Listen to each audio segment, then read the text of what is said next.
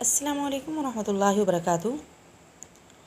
आज की वीडियो में हम बात करेंगे एक ज़बरदस्त घरेलू टिप के बारे में जो आपकी जिल्द की रंगत को निखारने और सन टैन को ख़त्म करने में मदद देगा।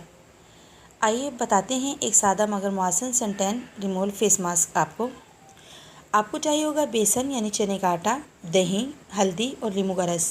ये तमाम अज्जा जिल्द को चमकदार बनाने और सन टैन को हटाने के लिए बेहतरीन है। सबसे पहले एक बड़ा चम्मच बेसन लें, इसमें 2 चम्मच दही मिलाएं, 1 चुटकी हल्दी डालें और चंद कतरे नींबू के रस के। इन सबको अच्छी तरह मिक्स करें ताकि एक पेस्ट बन जाए।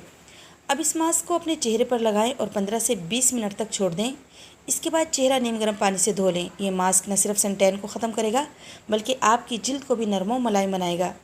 बस इतनी सी मेहनत और आपकी जिल्द दोबारा चमकदार और ताज़ा दम हो जाएगी। अगर आपको ये टिप पसंद आई हो तो वीडियो को लाइक करें, शेयर करें और हमारे चैनल को सब्सक्राइब करना मत भूलें। अल्लाह।